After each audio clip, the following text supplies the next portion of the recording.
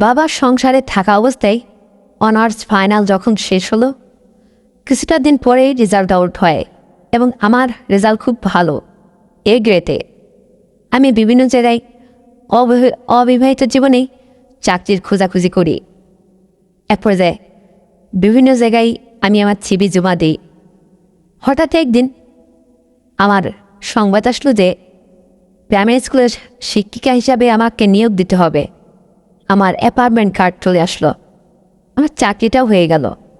বাবার সংসারে থাকা অবস্থায় তখন আমার বিয়ে শাদী কিছু হয়নি। যা হোক, আমি অবিবাহিত জীবনেই চাকরি করতে লাগলাম। আমার বাবার অবস্থা মোটামুটি চলাচল ছিল। বাবার ইচ্ছে আগে পরে থেকে আমার ইনকামের টাকা সে একটা টাকাও খাবে না। আমাকে শুধু একটা কথাই বলেছিল, মারে, তোকে যেভাবে মানুষ করে দিচ্ছি, তোর এই সুখ পরের ছেলে অর্থাৎ তোর জীবনে যে আসবে তাকে খাওয়াবি। তোর প্রতি আমাদের একটু চাওয়া পাওয়া বা লোভ নেই। তোরা ভালো থাকলেই মনে করবি যে বাবা মা ভালো থাকবে। আমি ঠিক তাই জানতাম। আমি চাকরিটা পাওয়ার পরেই দিন কয়েক পেরিয়ে যেতেই বাবা আমার বিয়ের আয়োজন করলো। বয়স তো হয়ে গেছে লেখাপড়া করতে করতে। তাছাড়া আমি আগে পরের থেকেই বেশ, যেমনটা তোমরা স্ক্রিনে আমাকে দেখতে পাচ্ছ, হাঁপালো ফুপালো, ছাঁটটা একটু বেশ মোটা সোটা, মানে সব মিলে গোলগাল একটা ছেলে এমনিতেই দেখলে অটোমেটিকলি পছন্দ হবেই তার। কিন্তু লেখাপড়া করতে করতে যখন বয়সটাও একটু ঘাটিয়ে যায়, তখন আমার জন্য আসলে সুপাত্র অনেকেই আসে, সমবয়সী হয়ে যায়। কিন্তু আমার বাবার ইচ্ছে যেন আমার আর আমার যে হাজব্যান্ড হবে তার বয়সের ব্যবধান কমপক্ষে 5টা বছর থাকে। এরকম খুঁজতে খুঁজতে এরকম একটা ছেলে বাঁধল। যা হোক, ছেলেটা দেখতে শুনতে স্মার্ট, ভারী সুন্দর। দেখাশোনা করে আমার ফ্যামিলির থেকে ওই ছেলেটার সাথে আমার আয়োজন করে বিয়ে হয়ে যায়। স্বামীর সংসার করতে লাগলাম, পাশাপাশি প্রাইমারি স্কুলে জব করতে লাগলাম। ভালো একটা সম্মানের চাকরি।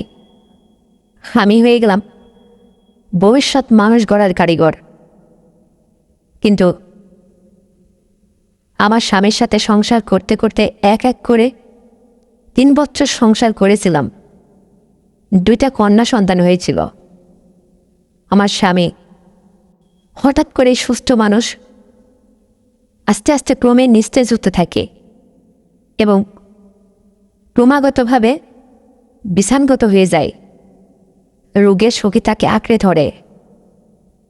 তার চলাফেরা, তার চাকরি বাকরি এক নিমেষে যেন সব ধুলোয় মিশে যাচ্ছিল। তার জীবন বাহিকার জীবন চলার ভঙ্গিমা সব পাল্টে যাচ্ছিল। অনেক ডাক্তার দেখিয়েছিলাম, অনেক মানুষের সহযোগিতা নিয়েছিলাম স্বামীকে সুস্থ করার জন্য। কি যে হয়েছিল তাৎক্ষণিকভাবে ঠিক বুঝে উঠতে পারিছিলাম না। হঠাৎ আমার স্বামী ঠিক চিকিৎসাধীন অবস্থায় মারা যায়, 2টা মেয়ে রেখে। কিন্তু এতটুকু আমি চিন্তা করেছিলাম না ভবিষ্যতের জন্য, যে হয়তো আমার এই 2টা সন্তানকে আমি কিভাবে লালন পালন করে বড় করব। কারণ আমি তো অলরেডি একটা সরকারি জব করছি, প্রাইমারি স্কুলের শিক্ষিকা। সেখানে হয়তো আমার স্বামী চলে গেলেও আমি তাদের মানুষ করে গড়ে তুলতে পারবো, এতটুকু আশ্বাস ছিল আমার। কিন্তু আমারও তো জীবন, যৌবনের একটা বাহার, একটা ইচ্ছে, একটা চাওয়া পাওয়া, সব মিলে সেটা যে চলে গেল, নষ্ট হয়ে গেল। আমি কয়টা বছরই বা সংসার করলাম। লেখাপড়া করতে করতে এক পর্যায়ে যখন আমার বয়সটা হয়েছিল, আপাতত 5টা বছর স্বামীর সঙ্গ পেলে জীবনে অনেকটা ইচ্ছেই না হয় পূরণ হতো। সেখানে অল্পতে স্বামী আমাকে ছেড়ে অকালে চলে যায়। ভাগ্যের কি নির্মম পরিহাস। এক পর্যায়ে আমি স্বামীর শোক দুঃখ সব আস্তে আস্তে মন থেকে ভুলে যেতে লাগলাম। দেখলাম স্মৃতির মাখানো জীবনে শুধু কষ্ট আর কষ্ট, এছাড়া বই কিছুই থাকে না। আমি দুইটা মেয়েকে লেখাপড়া শিখিয়ে সুশিক্ষিত বানিয়ে মানুষের মতো মানুষ করতে লাগলাম। বড় মেয়েটার নাম ছিল লাবণী। বড় মেয়েটা যখন আস্তে আস্তে করে ছোট থেকে বড় হতে লাগলো, হাই স্কুল থেকে কলেজে অবধি পৌঁছে গেল, ঠিক তখনই না ওর চেহারার গঠন প্রণালী ঠিক আমার মতো এরকম গোল গাল, নাদু সন্তোষ মানে হাঁপালো ফোপালো। কি সুন্দর ওর মায়াবীর চেহারা। সবাই ওর পিছে পড়ে আছে। আত্মীয় স্বজনরা সবসময় আমাকে বলতো, তোমার মেয়েটা বিয়ের উপযুক্ত হয়ে গেছে, ওকে বিয়ে দাও। লেখাপড়া যত যদি শেখাও না শেখাও, অন্তত বিয়েটা তো দিয়ে নাও, তা না হলে দেখবে তার সাথে হঠাৎ কি একটা সম্পর্ক করে তোমার অজান্তেই মেয়েটা একটা কিছু করে বসবে। আমি তাদের কোনো কথা নিতাম না, কারণ আমিও তো আমার বাবার ঘরে ঠিক এরকমভাবে মানুষ হয়েছি। কই কি হয়েছে? মেয়েকে সেভাবে যত্ন তদবির করে মানুষ করতে লাগলাম। জীবনের অনেক তাড়না, অনেক ইচ্ছা, অনেক কিছুকে বিসর্জন দিলাম। আমি তো কই ঘর ছুটে কারো কাছে যে নিজের ইচ্ছা পূরণ করিনি, নিজের শখ বিলাসিতা মেটানোর জন্য কারো সহযোগিতায় যায়নি। অনেক কষ্ট করেছি জীবনে, নিজের সুখ সব কিছু বিসর্জন দিয়েছি শুধু পেটের নিজের দুইটা সন্তানকে মানুষ করার জন্য। এক পর্যায়ে আমাদের লাবণী যখন বেশ উপযুক্ত হয়ে গেল, ও যখন সেকেন্ড ইয়ারে পড়তে লাগলো, ঠিক তখনই ওর বিভিন্ন জায়গা থেকে অটোমেটিকলিভাবে বিয়ে আসতে শুরু করলো। ভাবলাম এত আগ্রহ করে যখন ভালো ভালো পাত্রের সন্ধান আসছে, তারা আগ্রহ করে আমার মেয়েকে নিতে চায়, তো এরকম ব্যাপার আসলে আমি দেখে শুনে একটা জায়গায় না হয় দিয়ে দিই, ওর বাবা বেছে নেই। তো এরকম খুঁজতে খুঁজতে একটা পাত্রের বাবা মা এসে আমাকে খুব করে ধরলো হঠাৎ, যে ম্যাডাম আপনি একজন স্কুল টিচার, আপনি দুইটা মেয়েকে বেশ সুশিক্ষায় শিক্ষিত করছেন, আপনার বড় মেয়েটা আমরা নিতে চাই আমাদের ছেলের জন্য। আমি তাদের সাথে কথাবার্তা সব কিছু দেখাশোনা জানা এগুলো ফাইনাল শেষে কথা দিই, ঠিক আছে আমি রাজি। এক পর্যায়ে মেয়েটার বিয়ে দিয়ে দিই। হুটহাট করে এত কিছু আগে পিছিয়ে ভাবিনি। শুনেছি ছেলেটা শিক্ষিত এবং বেশ ছোট্ট ফ্যামিলি, তাদের সৎ চরিত্রের মানুষ। এই জেনে মেয়েটার বিয়ে দিয়ে দিলাম। কিন্তু আমি ইসলাম শহরের এক কর্নারে, একটু আশেপাশেই। আর আমি যে আমাদের মেয়ে লাবণীকে বিয়ে দিলাম, ও শ্বশুরবাড়িটা একদম পুরো শহরের মধ্যে।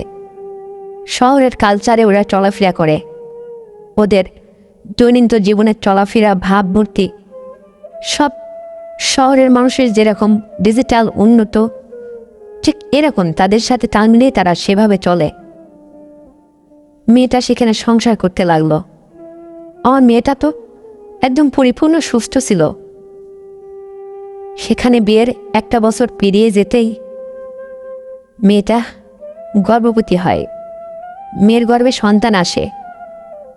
বেশ আনন্দিত হয়েছিলাম, আমি হয়তো নাতিনুৎকারে মুখ দেখতে পারবো, আমি হয়তো একজন নানি হব, আমার বড় মেয়ের সন্তান হবে। এটা আমার কাছে দারুণ একটা আনন্দের ব্যাপার ছিল। তারপরে যাই হোক, বাচ্চা প্রসবকালে যখন সময় হলো, ঠিক এই সময় ওকে ডাক্তার খায় নিয়ে যাওয়া হয় এবং বাচ্চা প্রসবকালে মা মেয়ে দুজনেই সকালে ঝরে যায়। যেন কেমন আমার কাছে একটা কালো মেঘের মতো চতুর্দিকে সে নেমে আসতে লাগলো। আমি শুধু সামনে ধোঁয়াশা আর অন্ধকার দেখছিলাম। যেসব কি হচ্ছে আমার জীবনে। আমার স্বামীটা অকালে চলে গেল। আমি নিজের জীবন যৌবন সব কিছুকে বিসর্জন দিয়ে আমার দুইটা কন্যা সন্তানকে আমি মানুষের মতো মানুষ করতেছিলাম, সুশিক্ষায় শিক্ষিত করলাম। কারণ আমি যদি আজকে অন্য কোনো ছেলের সাথে যদি সংসার করতাম নিজের যৌবনের তাড়না মেটানোর জন্য, তাহলে হয়তো আমার এই দুইটা মেয়ে আজকে এতিম হয়ে যেত, ওদের কে দেখাশোনা করত। এই চিন্তা করে নিজের সমস্ত কিছুকে চাওয়া পাওয়াকে বিসর্জন দিয়ে আমি শুধু ওদের মানুষ করার জন্য একজন মা হিসাবে নিজের দায়িত্ব পালন করেছি। আর আজকে আমার বড় মেয়েটা সামান্য প্রসবকালে সেও চলে গেল। যা হোক, সন্তান এবং মা কেউই বাঁচল না। শোক আর দুঃখ কষ্ট নিয়ে আমার জীবনটা যেন আরও সামনে বেশি করে শুরু হলো। আমি কি করব? চিন্তা ভাবনায় মনটা একদম জর্জরিত, ভেবে কোনো কুল পাচ্ছিলাম না। আমার বাবা মা এসব জেনে তারা কি করবে? তারা কেই বা করতে পারে? জীবন মাল যদি আল্লাহর মাল আল্লাহ কখনো নিয়ে যায়, আর ওকে ধরে রাখার হাত আছে? নিশ্চয় না। চিন্তা করলাম এখন কি করি। এই জামাইটা এত ভালো ছিল না। আমি মেয়েকে বিয়ে দেওয়ার পরে এই জামাইটাকে দেখে বা তার আচরণে বেশ মুগ্ধ। ছেলেটা খুবই হ্যান্ডসাম, উঁচু লম্বা, রাজপুত্রের মতো। দেখে আমারই বড্ড ইচ্ছে করতে হিংসে হতো। এত সুন্দর একটা ছেলে যে মেয়ের জীবনে আসবে, সেই মেয়ের সারাটা জীবন পুরো উজ্জ্বল, ভবিষ্যৎটা যেন একদম আলোকিত হয়ে যাবে। কিন্তু সেই সুখ খাওয়ার ভাগ আমার মেয়ে পারল না, সইল না। তার কপালে এত সুখ সকালে চড়ে গেল। তারপর বন্ধুরা ডিসিশন নিলাম, আমাদের ছোট মেয়ে রূপা, ওকে না হয় এই জামাইয়ের সাথে সংসার করতে দেব। কারণ এত সুন্দর, এত সৎ চরিত্রবান এরকম একটা ছেলেকে হাতছাড়া করব না। আমাদের বড় মেয়ে লাবণীও চলে গেছে, তাতে কি হয়েছে? আমাদের রূপা তো আছে। ও এখন বেশ যোগ্য একটা সম্পূর্ণ মেয়ে হয়ে উঠছে, পুরো যোগ্যবান, একদম পারফেক্ট। ওর বিয়ের সময় হয়েছে। ওকে যদি এই জামাইয়ের সাথে বিয়েটা দিয়ে দিই, অন্তত এরকম একটা ভালো ছেলে আমার হাত ছাড়া হবে না। জামাইকে হঠাৎ করে একসময় নিরিবিলি পরিবেশে বাসায় দাওয়াত করলাম। জামাই আমাদের বাসায় আসলো।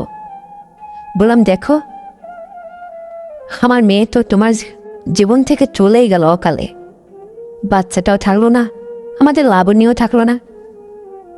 এখন কি সিদ্ধান্ত নিচ্ছ? কি ভাবছো তোমার ভবিষ্যতের জন্য? জামাই বলল, আমি আর কি সিদ্ধান্ত নেব? যেন জামাইয়ের মুখে কণ্ঠস্বর চেঞ্জ হয়ে গেছে, পাল্টে গেছে। কথা বলার ধরনটা যেন কেমন একটু চটাং উল্টে পাল্টা। আমাকে বলছে, কি আর সিদ্ধান্ত নেব? এমন মেয়ে দিয়েছিলেন যে আমার সন্তান সহ সেও গেল, তারেও নিয়ে গেল। এখন দেখি আমার বাবা মা কি সিদ্ধান্ত নেয়। তবে এটা মনে রাখবেন, এই বিয়েটা আমার ইচ্ছে হয়নি। আপনার মেয়ে যত সুন্দরী হোক, তাতে আমার কোনো যায় আসে না। এই বিয়েটা আমার বাবা মা আপনার মেয়েকে দেখে দারুণ ইমপ্রেস হয়ে, খুশি হয়ে তারপরে আমাকে বিয়ে দিছিল। আর আমি তাদের কথা ফেলতে পারিনি, তাই বিয়েটা করেছিলাম। তো আমার আগে পরের থেকে ইচ্ছে কি জানেন? আমি বললাম, কি ইচ্ছে বাবা, বলো। তখন জামাই বলল, দেখুন, আমি সবসময় মিতালি পত্রিকা পড়তাম, বিনোদন জগৎটা পড়তাম। সেখানে একটার মা দুইটার মা এদিন নিয়ে সংসার করার যে একটা ইন্টারেস্ট, একটা মজা, একটা তৃপ্তিবোধ, সেটা আমি আসলে সবসময় খুব আগ্রহী। সে কথা শুনে আমি হেসে দিয়ে বললাম, বাহ, তোমার রুচি দেখে আমি অবাক হচ্ছি। তোমার জন্য কি কেউ দুইটা সন্তান আগেই তৈরি করে তারপরে ঘর ফেরত একটা মেয়েকে এভাবে বানিয়ে রাখবে, তারপরে তুমি তাকে বিয়ে করবে? এটা কেমন রুচি তোমার? তোমার রুচিকে আমি এটা জানতে পেরে অবাক হয়ে যাচ্ছি। তখন জামাই বলল, এটা অবাক হওয়ার কি আছে?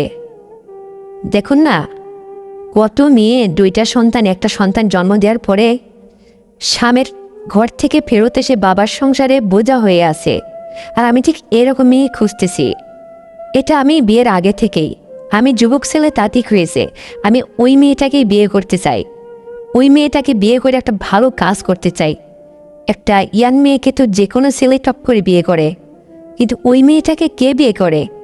ওই মেয়েটার জীবনে হয়তো জোটে নেশাখোর, না হলে মদখোর, না হলে মানে আগে পিছে তার সংসারে বউ দুটো একটা ছিল বা চলে গেছে, লোকটা হয়তো ভালো না। তখনই ওই রকম গ্যাপটাতে এরকম মেয়েদের জীবনে পূরণ করতে বলা হয়। কিন্তু ওদেরকে আসলে সঠিক ইচ্ছে শখ বলতে কোনো কিছু নেই। ওরাও তো মানুষ, ওদেরও তো ইচ্ছে আছে। ওরা তো একটু ভালো খেতে চায়, ভালো বসতে চায়, ভালো মানুষের সাথে সংসার করতে চায়। সেখানটায় আমার মতো একটা হ্যান্ডসাম যুবক ছেলে যদি ওদের লাইফ পার্টনার হতে পারি, দেখুন তো একটাবার ভেবে কতটা এটা মহৎ কাজ হতে পারে। আমি বললাম তাই? বাহ, তোমার রসিদ দেখে আমি অবাক হয়ে যাচ্ছি। আচ্ছা দেখো তো, আমিও তো দুইটার মা। আমার স্বামী তো অকালে চলে গেছে। কোনোদিন কেউ তো আমাকে বিয়ে করার জন্য প্রপোজ করলো না, কোনো পাঠালো না। আমি তো একটা স্বয়ংসম্পূর্ণ মেয়ে। তাই বলে কি আমার জীবন যৌবন, আমার বিয়ের স্বাদ ইচ্ছে আল্লাহ কোনো কিছুই নেই? আমি কি মানুষ না? আমারও তো সবই আছে। আমাকে তো কেউ কোনোদিন এই ধরনের কথা বললো না। তবে তোমার মধ্যে আজকে এরকম অদ্ভুত কথা শুনে না আমি অবাক হয়ে যাচ্ছি যে মানুষের রুচি এরকম আছে যে একটা রাজপুত্রীর মতো যুবক ছেলে সে না দুইটার মেয়েকে বিয়ে করবে। ওর মধ্যে কি স্বাদ আছে একবার বলো তো বাবা। জামাই বলল, দেখুন, একটার মা অথবা দুইটার মা এইরকম মেয়েকে বিয়ে করতে পারলে দাম্পত্য জীবনে যতটা তৃপ্তিবোধ করা যায়, যতটা সুখী হওয়া যায়, এর একটা মজা, এর একটা স্বাদই আলাদা। এ বিষয়ে আপনি কি বুঝবেন? আপনার তো আগে পরেই যা ছিল সেটাকে হারিয়েছেন। আমি তখন একটু কর্কশ করে কথা বললাম, দেখো এটা কেমন কথা বলছো? আমি কি মানুষ না? আমার কি বোঝার অধিকার নেই? তবে যে তুমি এমন কথা বলছো। জামাই বলল, হ্যাঁ, এই যে আপনি হয়তো এটাই এখন ডিসাইড করছেন যে লাবণী এখন আমার জীবন থেকে সরে গেছে। আপনার ছোট মেয়ে রূপা এখনো যোগ্য পাত্রী হয়েছে, ওকে আমার জীবনে আমার সাথে দূরিয়ে দিতে চান। কিন্তু না, আমি তা নেব না। বরং সে আমি বলি কি, আমার মতো এরকম যোগ্যমান একটা হ্যান্ডসাম যুবক ছেলে, তার যে রুচি, তার যে চাওয়া, সেটা তো আপনার শুনতে পারলেন। আসলে আপনার মেয়ে যেহেতু আমার জীবনে নেই, আপনার সাথে কোনো বংশগোত্র মানে কোনো সম্বন্ধে, কোনো আপন আত্মীয়তা বলে কোনো সম্পর্কই নেই আমার সাথে। আমি তো এখন অন্যের ছেলে, পর। আপনিও পরের মেয়ে, পর। আপনাদের সাথে আগে পিছে যাই হয়েছে সব ধুয়ে মুছে গেছে একদম। এখন পরিষ্কার, আমি আমার মতো, আপনি আপনার মতো। এখন আমি আপনাকে চিনব না। আমি আজকে যদি অন্য মেয়েকে বিয়ে করি, অন্যের জামাই হয়ে যাব, অন্যের আত্মীয় স্বজন হয়ে যাব। আপনাদের আসলে অ্যাকচুয়ালি কেউই না। আপনি আমার কাছে এ বিষয়ে কোনো দাবি সেবা কিচ্ছু করতে পারবেন না। তাই বলি কি, আপনাকে আগে পরে দেখে আমার ভীষণ ভালো লাগতো, মনে মনে খুব ভালোবাসতাম, খুব ভালো জানতাম। তাছাড়া আপনি একজন স্কুল টিচার, আপনি মানুষের, ছোট বাচ্চাদের ভবিষ্যৎ গড়ার কারিগর। আপনার চেহারা, চাল চলন, জীবন যৌবন, চলার ভঙ্গিমা সব কিছু আমার মন ছুঁয়ে গেছে। কিন্তু বলতে পারিনি কখনো। আর এটা একটা সুযোগ। আপনার লাইফে যদি আমার মতো এরকম একটা হ্যান্ডসাম যুবক ছেলে আসতো, ব্যাপারটা কি ভালো হতো না? মানে আমি এই কথাটা আমার বিবেক থেকে বলছি না, আমি আমার রুচি থেকে বলছি। আসলে আমার সর্বক্ষণই এরকমটা ইচ্ছে। কিন্তু আমার বাবা মা আপনার মেয়েকে বিয়ে করতে যেন একদম বাধ্য করেছিল। তাদের সন্তান আমি, তাদের কথাকে অবমাননা করতে না পেরে আমি বিয়েটা করেছিলাম। কিন্তু যদি কখনো এরকম, আপনার যেরকম এই যে দুইটি সন্তানের মা আপনি, আপনার স্বামী বেঁচে নেই, আপনি এখনো বিয়েও করেননি, সেই জায়গাটা কিন্তু আমি চাইলে আপনাকে আমার জীবনে জায়গা দিয়ে আপনার জীবনের অনেক স্বাদ ইচ্ছে পূরণ করতে পারি, যদি আপনার কোনো আপত্তি না থাকে। আর ওই যে রূপার ভবিষ্যৎটা আমি দেখব। ওকে কোথায় বিয়ে দেব, কোথায় সেটেলমেন্ট করব, সেটা আমি দেখব। তবে কি কোনো কিছুতেই যদি এটা সম্ভব হয় তাহলে একটু ভেবে দেখুন, আমাকে জানাবেন। দয়া করে রূপাকে নিয়ে আমার সাথে কল্পনাও ভাববেন না, এটা অসম্ভব। এবার একটা সুযোগ হাতছাড়া করেছি, এবার আর আমি ঠকছি না। আমি একটার মা নয়তো দুইটার মা, ঠিক এরকম দেখেই আমার জীবনে নিয়ে আসবো। কথাটা আপনাকে বলে গেলাম পরিষ্কারভাবে। আর অপশন একটা দিছি, সেখানে আপনিও একজন ক্যান্ডিডেট। আপনি 2 সন্তানের মা, আপনার এমন কিছু হয়ে যায়নি। আপনি এখনো ঠিক একটা যুবতী মেয়ের ন্যায় আছেন। তাছাড়া শিক্ষিত, স্মার্ট, ভদ্র, সব মিলিয়ে আমার খুব রুচিতে লাগছে। আমার খুব ভালো লাগে আপনাকে। দেখুন, আমার বিষয়টা একটু ভেবে দেখবেন। সত্যি যদি সব হিসাব নিকাশ শেষে আমি সত্যটা আপনাকে বলতে পারি বা বলেছি, আপনি এই বিষয়ে যদি মতামত কি দেবেন না দেবেন নিজের বিবেকের কাছে একটু প্রশ্ন করে দেখুন। যদি সম্ভব হয় আমাকে আরেকটাবার ফোন দেবেন, আমি শেষবারে আপনার সাথে সাক্ষাৎ করব। এই কথা বলে জামাই আমার ঘর থেকে নেমে সোজা না খেয়ে বাসার থেকে বের হয়ে গেল। আমি চুপচাপ গম্ভীর হয়ে বসেছিলাম। সেখানে আমাদের রূপা ছিল না। আমি আর জামাই দুজনেই শুধু কথা বলছিলাম। ওর কথায় না আমার আক্কেল গুরুম হয়ে যাচ্ছিল। মানে আমি ভীষণ অবাক হচ্ছিলাম। মানে ও বলিটা কি, ওর কথা বলা, ওর সততা, ওর এরকম সাহস, মানে সব কিছুকে আমি জানার পরে শোনার পরে যেন দারুণ একটা অদ্ভুত অবস্থায় চিন্তায় পড়ে গেলাম। তো এতটা সাহসের সাথে, সততার সাথে আমাকে যে কথাটা বলতে পারলো, এটাই ওর মনের ইচ্ছে বা মনের কথা। ছেলেটা না দেখতে দারুণ হ্যান্ডসাম, বেশ চমন মুচো লম্বা, তেমন বুকের পাটাখানা না বেশ চড়া, দারুণ, যেমনটা আমার সাথে মানানসই একদমই। লাবণীটা ঠিক দেখতে আমার মতোই ছিল। এটা আমি তো লাবণের চেয়েও জন্মদ্দা, সেখানে ওই বা আমার কাছে এত কম হবে কিসে? তাছাড়া ওর চাকরি বাকরি, ওর রীতি রেওয়াজ, ওর স্ট্যাটাস, ওর শহরের চলাফেরা, ও সরলতা সব কিছু আমাকে মুগ্ধ করেছে। ওকে এতটা ওকে আমি ভালো জেনে আমি ওর লোভ সামলাতে না পেরে আমি রূপার জন্য ওকে চিন্তা ভাবনা করেছিলাম। অবশেষে আমাকে ও যা প্রপোজ করলো, সেটা রাত্রে শুয়ে শুয়ে চিন্তা করতে করতে নিজের বিবেকের কাছে নানান রকম প্রশ্ন করেছি, প্লাস মাইনাস দুটোই। পরে আমি নিজের কাছে হেরে গেছি। তবে ওর কথাটাই সত্য। ও রুচি যেহেতু ও দুইটার মাকে বিয়ে করবে, সেখানে আমি তো ওর চোখে নাকি পারফেক্ট আছি, সে এটাও বলেছে।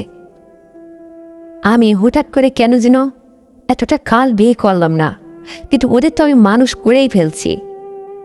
আমার তো একটা পরও পার হয়ে গিয়েছে। আর কি, নিজের জীবনের কিছুটা তো সময় একটু সুখময় সুখ লাভ করতে পারবো এরকম একটা হ্যান্ডসাম ছেলের সাথে সংসার করতে গিয়ে সিদ্ধান্ত নিয়ে বসলাম। ওকে একটাবার ফোন করে আসতে বললাম।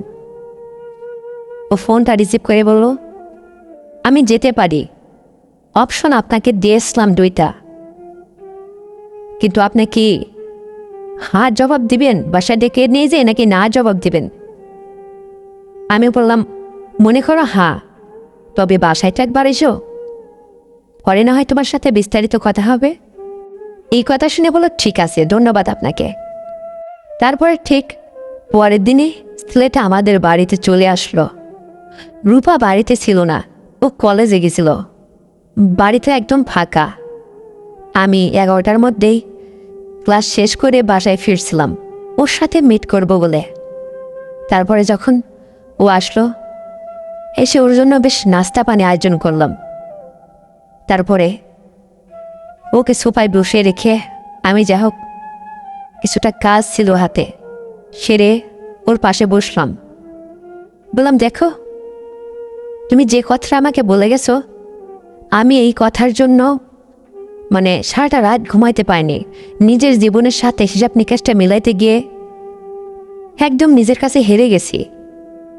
আমি তাই পাক্কা সিদ্ধান্ত নিয়েছি, আমি তোমার সাথে সারাটা জীবন এভাবে অ্যাক্টিভ থাকতে চাই।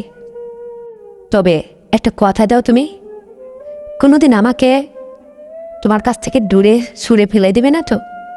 মানে তোমাকে আমি এটাই বলতে চাইছি, তুমি যদি আমাকে কখনো তোমার কাছ থেকে সরিয়ে দাও তবে আমি কিন্তু মুখ থুবড়ে পড়বো না, কারণ আমি সরকারি জব করি। সেখান থেকে আমি যা পাই বা আমার যা হয় তাতে আমার ছোট্ট পরিবার কেউ নিয়ে আগে পিছে আমার লাইফটা বেশ ভালো যাবে। কিন্তু আমি তোমার লাইফে জড়াইতে চাইছি এই জন্য, তুমি তো জানো তোমার নাকি রুচি দুইটার মাকে নিয়ে তুমি সংসার করবে, তাই হয়তো। কিন্তু তুমি তো ভালো করে জানো আমার স্বামী আসলে দুইটা সন্তান রেখে যে সময় মারা যায়, আমি তখন পুরো একটা যৌবনবর্তীর একটা সুসময় একটা কাল ছিল আমার। সেই থেকে আজ পর্যন্ত নিজের সমস্ত সুখকে মাটিতে পিষে বিসর্জন দিয়ে লাবণী আর রূপা দুজনকে মানুষের মতো মানুষ করার জন্য আজকে আমি আমার সব কিছুকে বিসর্জন দিয়েছিলাম। আজকে আমাদের লাবণী সে ছেড়ে চলে গেল, রূপা এখন স্বাবলম্বী হয়েছে, বিয়ের উপযুক্ত। সেখানে তুমি যদি মানে তোমার ওই জীবন শুরুত তোমার সব মিলে আমার ভালো লেগেছে, এইটাকে ধরে রাখার জন্য আমি রূপাকে সিলেক্ট করেছিলাম। তোমার রুচিটা দেখে, তোমার রুচিটার কথা শুনে আমি অবাক হয়ে গেছি। দেখলাম তুমি যেহেতু আজকে আমাদের রূপাকে না নিয়ে দুইটার মাকে যদি বিয়ে করবে, অন্য কোনো ফ্যামিলিতে গিয়ে খোঁজাখুঁজি করে সেখানেই সংসার করবে, তাহলে আমাদের কাছ থেকে তো তুমি একদম পরই হয়ে গেলে। সেখানে আমার আর তোমার কিসের এত সম্পর্ক? সে চিন্তা করে আমিও তো দুইটার মা, তাই নিজে রাজি হয়ে গেলাম। তবুও তোমাকে ছাড়ছি না, তোমাকে আমার জীবনে থাকতেই হবে। কথা বলতে ছেলেটা উঠে আমাকে বেশ দুহাকে আলগে জুড়ে জুড়ে বলছিল, ধন্যবাদ আপনাকে আমার কথাটা বোঝার জন্য। আমি বললাম, থাক, আর আপনি করে আস্তে থেকে বলতে হবে না। যাকে জীবনসঙ্গিনী হিসাবে পাওয়ার জন্য প্রস্তাব রাখছো তার সাথে আবার আপনি করে বলবে কেন? হো মুশকি হেসে দিয়ে বলল, তাই ঠিক আছে জানো পাখি, এখন থেকে তোমাকে তুমি করে ডাকবো। তবে আমাদের বিয়ের কাজটা কবে সম্পন্ন হবে আর এটা কি রূপা সহজেই মেনে নেবে? আমি বললাম, কেন নয়, অবশ্যই নেবে। রূপা এখন বড় হয়েছে, তাছাড়া আগে পরের থেকে লাবণী আমাকে আমার সংসার করার জন্য এতটা বলা বলি করতো না, কিন্তু আমার মেয়ে রূপা ও আমাকে সবসময় বলতো, মা আমরা তো এখন বড় হয়েছি, বুঝতে শিখেছি, নিজের জীবনকে চালিয়ে নেওয়ার মতো বুদ্ধিমত্তা সবই হয়েছে, কিন্তু মা তুমি আমাদের জন্য এতটা বছর সংসার জীবনের কি সুখ আহ্লাদ শখ শান্তি এটা বুঝলে না, সব কিছু বিসর্জন দিলে এখনও সময় আছে মা। তোমার যে স্রোত, তোমার যে যৌবন, সব মিলে তুমি এখনো সংসার করে সংসারের কিছুটা স্বাদ গ্রহণ করো মা। কারোর জীবনে তুমি জড়িয়ে যাও, তুমি তো একটা স্বয়ংসম্পন্ন মেয়ে, তোমাকে যে কেউ আগ্রহ করে ধরবে, তোমার তো চাকরি বাকি আছে। আমি রূপার কথায় কোনো জবাব দিনি। আর আজকে রূপার কথা বলছো তুমি, তোমার আমার ব্যাপারটা রূপা এক নিমেষে মেনে নেবে, উনি চিন্তা করতে হবে না। তবে 2টা দিন আমাদের ক্লাস ছুটি আছে, স্কুল বন্ধ থাকবে। এই 2টা দিনের মধ্যে তোমার আর আমার জীবনের সমস্ত বাকি কাজটা সেরে ফেলতে চাই। ছেলেটা বলল, ঠিক আছে, আপত্তি নেই। তবে সেটা কোথায়? আমি বললাম, সেটা কাজী অফিসে, অথবা আমরা নাও কোর্ট ম্যারেজ করি। ও বলল, ঠিক আছে, তবে কোর্ট ম্যারেজ করলেই বুঝি ভালো হয়। আমি যাই হোক ওর কথায় রায় দিলাম, আমরা দুজনে কোর্ট ম্যারেজ করলাম। রূপাকে রাত্রে বুঝিয়ে সুঝিয়ে সব বলেছিলাম, রূপা রাজি। তবে রূপা একটা কথাই বলল, দেখো মা, তোমরা যাই করো না করো, এ বিষয়ে আমি তোমাদের মধ্যে থাকতে চাচ্ছিলাম না, আমি সম্মতি দিয়েছি তোমার সুখের জন্য, তুমি যে রাজি হয়েছে এই তোর ধন্যবাদ। তারপরে যাই হোক ছেলেটার সাথে আমার বিয়ে হয়ে যায়, আমি সংসার করতে লাগলাম। ছেলেটা আমাকে পাওয়ার পরে এতটাই মুগ্ধ, এতটাই খুশি হলো, যেটা আমি তোমাদের ভাষায় প্রকাশ করতে পারবো না। শুধু একটা কথাই ওর মুখে শুনতে পাই, দেখেছ রমণী, 2টার মাকে কেন বিয়ে করতে আমি রাত চেয়েছি? তোমার মধ্যে যে এত আনন্দ ভরা কিছু আছে, এত সুখময় কিছু আছে, যেটা আমি অনেক তৃপ্তিবোধ করছি, অনেক সুখ প্রকাশ করছি, অনেক শান্তি। আমি ওর সুখ শান্তির গল্প শুনে খুবই খুশি হতাম, কারণ এক একজনের চাওয়া এক একজনের রুচি একরকম হতে পারে। তো এটা হাসার বা রহস্যের কি আছে, আমি এটা মেনে নিয়েছিলাম। ও আমাকে যেভাবে সুখী করতো না, মানে আমি তো কম ছিলাম না। প্রতি রাতে 3-4 বার লাইট জ্বালাতো, নেভাতো, উঠতো, বসতো, ভোর লগর, খাটের নগর টকর, হ্যাকর হকর বাজনা সব মিলে কানটা ঝালাপালা করতো। কখনো কখনো যেদিন আমাদের ক্লাস বন্ধ থাকতো, বাড়িতে থাকতাম, ও ফ্রি থাকতো, দিনের বেলাও বেশ হয়ে যেত একবার এরকমভাবেই, মানে অফুরন্ত ভালোবাসা যাকে বলা হয়। ওর মনের ইচ্ছে, ওর স্বাদ আমি সবসময় পূরণ করতাম। ও আমার সাথে একদম যেন পারফেক্ট ছিল। যেমনি উচ্চ চওড়া একটা ছেলে, তেমনি আমিও কম না, খাপে খাপ মিলেছিল। শুধু একটু সময় বা বয়সের ব্যবধান, তো ওটা আমরা মিলিয়ে নিয়েছিলাম। এক পর্যায়ে আমাদের সন্তানাদি হওয়ার আগেই আমার হাজব্যান্ডের সাথে আমি বুদ্ধি পরামর্শ করে রূপার বিয়ে দিয়ে দিলাম। রূপা সংসার করতে লাগলো। সেখানে আমাদের দুজনের জীবনের স্বাধীনতার উপরে কেউ হস্তক্ষেপ করবে না, ঠিক এরকমটাই পরিষ্কার করেছিলাম। পরে বাবা মাকে বুঝিয়ে বলেছিলাম। বাবা মা এক পর্যায়ে আমি যে বিয়ে করেছি, মানে সবাই আমাকে বিয়ে করার জন্য আগে পরের থেকেই খুব তাড়া করতো, তো আমি রাজি হতাম না। এই যে বিয়েটা করেছি, কাকে করলাম সেটা বড় বিষয় না, আমি যে বিয়েটা করেছি স্বেচ্ছাই, এটা জেনেই তারা খুশি। সব মিলে আমি বেশ খুশি। কিন্তু ছেলেটার ফ্যামিলিতে আমাকে নিয়ে যায়, যে মানে আমাকে নিয়ে যায় যে তার ফ্যামিলিতে সংসার করবে, এইরকম পরিস্থিতি সেই ছেলেটা এখন পর্যন্ত তৈরি করতে পেরেছিল না। আমি আমার বাসাতে ওকে নিয়ে রাখতাম। যখন আমার গর্বে একটা ছেলে একটা মেয়ে হয় কয়েক বছরের মাথায়, তখনই ওর লাইফে একটা মায়াজাল, একটা সংসারের তাড়নায় একটা কিছু সৃষ্টি হয়, এবং সেখানে একটা সুখ খুঁজে পাই সংসার জীবনে। এভাবেই চলতে চলতে যখন আমাদের 2টা সন্তান তিলে তিলে বড় হতে লাগলো, এবং আমাদের দুইজনেরই ওই সন্তানের প্রতি মায়ামহব্বত সৃষ্টি হতে লাগলো, পাশাপাশি মানে বেশ ভালোই সুখেই দিনকাল কাটছিল, তখন আমার হাজব্যান্ডের ফ্যামিলির থেকে, অর্থাৎ যে ফ্যামিলিতে আমার মেয়ে লাবণী গিয়েছিল, সেই ফ্যামিলির থেকে সবাই এটা ধরাপড়া করে মানামানির একটা ফয়সালার দিকে নিয়ে আসলো। পরে সেখানে আমাকে যাওয়ার জন্য তাগিদ করলো, কারণ তারাও চায় যে আমি যেন শ্বশুরবাড়িতে গিয়ে সংসার করি, বা ছেলের বউকে কোন বাবা মাই কাছে রাখতে চায় না, সবাই চায়। এক পর্যায়ে মাঝে মধ্যে শ্বশুর শাশুড়ি এসে আমাকে আর ওকে নিয়ে যেত, মানে পিছনের সব কথাই ভুলে গেলাম, নতুন করে জীবন শুরু করলাম। তো বন্ধুরা, এক পর্যায়ে সবই ঠিক হলো। আমিও একটু সংসার জীবনে, দাম্পত্য জীবনে সুখ খুঁজতে গিয়ে যা করলাম সেটা আসলে না করে আর পারলাম না। সব মিলিয়ে আমার গল্প এটাই ছিল আজকে। তো এই গল্পটা শুনে আসলে তোমাদের কেমন লেগেছে জানি না।